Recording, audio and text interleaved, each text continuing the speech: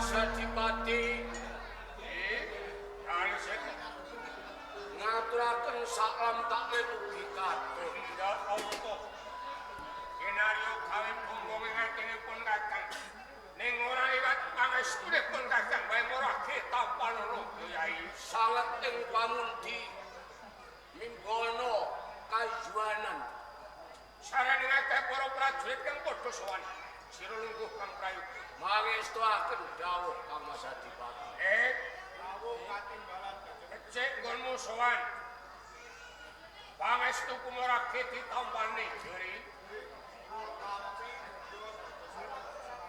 Wajibanmu piye? Parang matur. Anggen kula wetah para prajurit padaran enggal ing Kabupaten Blambangan. Yo. Sapunika sampun tukacaken regas lan rampil. Yen kowe piye ndi Gandhi? Nggih, Wajibanmu piye? parang matur. Yo. Anggen kula mayahi jejiban jagi kantongan ing Kabupaten Blambangan. Yo.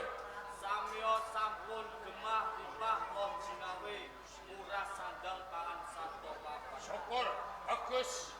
Tak Jauh tinimbalan Kanjeng. yen kewajibanmu piye? Nggih, sadèrèngipun kula matur kula ngaturaken sembah pangabekti mugi kunjung. Tak tampa pangestuku ditamani. Kula tampi mugi dadosaken jejimat kula gesang. Piye Kepareng wajiban? matur nami lepat nyuwun ageng samudra pangeksami. Yo. Anggen kula ngayahi jejiban jagi tepis piringing Kabupaten Kadipaten Blambangan. Dinten sakmenika boten wonten mata pitanipun negari. Mbok bilih sak wanci-wanci wonten dom semuting bayu. Sedaya para prajurit ingkang sagah nugas kari. Pantes nganggo boro sameh. Ning ngomong dedeke wong bocah kok ora modot. Iki perkarane apa? Kuwi ra gumokke. Mongko samu barang tak cukupi susu bendina ya rong jedin. Ya kok ora modot. Iki salahe apa to Dijan? Jatahe modot tau ngajeng. Taun pundi? Tahun buri kowe iso modot tenan. Kowe kudu modot ora ngono kowe terapi. Dadi kowe iso modot ora cilik ngono. Yen kowe piye, Pak? Oh, katimbalan. Wajibanmu barang. Saderipun kula matur sungguh pangabekti. Ya ndak tombo pangestuku ditamani. Kula tampi minangka dadosaken jejiban. Piye wajibanmu? Jejiban kula dipicak menika namung dadi gedung pusaka. Apabila wonten salah satunggaling pusaka wal saking Plangka, jonggo kula ingkang dados. Bagus. Aturira babar pisan panono kang kacicil maratandhake. Kang sira kabeh isih muda tarun sing nom-noman. Mudya kaweruh. Sebab besok gantine Pak Bupati. Dali seto ora ana liya mung kowe iki. Yen kowe piye iki kok anyar ketok iki sapa iki? Magang niku Kanjeng. Hah? Prajurit magang kula Kanjeng. Yen ngono kowe magang. Kowe duwe kewajiban.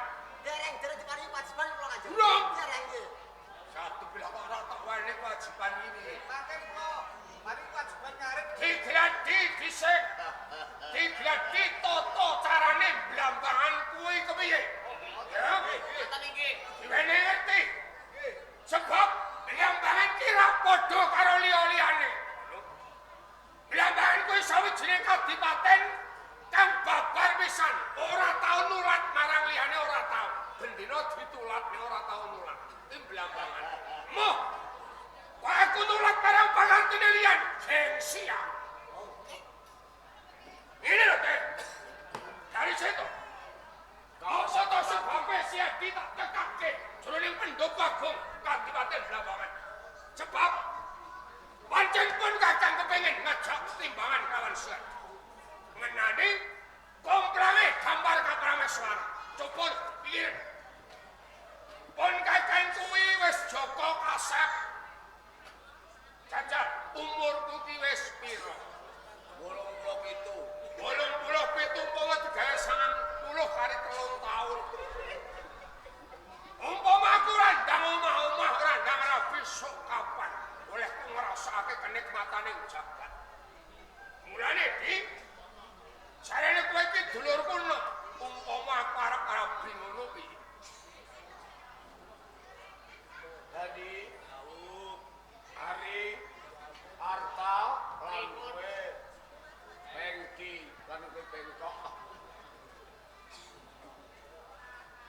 Adipati arep Palakrama gedhe cilike.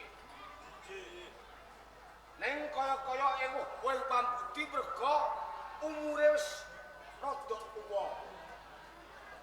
Mawantu-wantu Mas Adipati. Mbok inggal Palakrama pinangka garwa Prameswari wonten Kabupaten Blambangan. Punapa sampun wonten wadyan wanita ingkang pinangka pantes lenggah jajan wonten ing Dampang Prabes. Kula saku pinangka bakal wakil Kang Adipati Daliseta notok kinang jambisuranipun. Tak jumbuhake karo Kadipaten Blambangan kang kencar-kencar pendho kencana arum asmanipun Kakang lamun kabeh ngatake kabeh ora andan mulo ya Dri semedyanipun Kakang pun Kakang ora pengin mundhut karo mingsa endang sutaning pandhita nanging pun Kakang kepengin banget mundhut karo salah sawijining putri putrane Nalendra ing negara Majapahit. Putra saking Nalendra pundi? Majapahit. Majapahit. Ya. Ingkang sesilih sinten? Sing jenenge kuwi bocah kuwi cacahe kuwi loro nara. Ning Majapahit Kakang Jon Paswana. Nanging kang dadi gandengane wetinipun Kakang kuwi jenenge Retnawati. Bocah kuwi ngawis para. Legiu.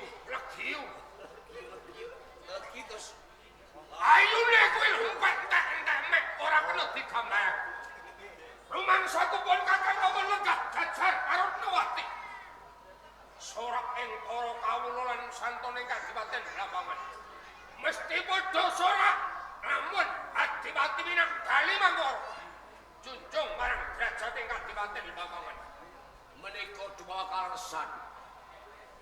Menawi Kamas Adipati Dali Mangkara kepengin arsa Palakrama putri saking Majapahit ingkang sesilih Retnawati. Iya. Menengaten kula badhe nderek minggah wonten negari Majapahit. Apa? Boten kula selaki. Kula ki duweni rasa tresna dhateng putra dan Sinon Prabu Brawijaya Majapahit ingkang sesilih Ratnawulan. Kadange Retnawati saestu kepati-pati kula. Ya yen ngono. Kakang karo Adi, Mbak Yu karo Adi. Ora apa-apa, Dik. Ora ono. Jeneng kadang kepuntir. Mula, Dik, iki dino. Cak. Kabeh wae. Bawa Prabya sacukupe. Saling prajurit ing Kadipaten Blambangan Jono kang ngajicen.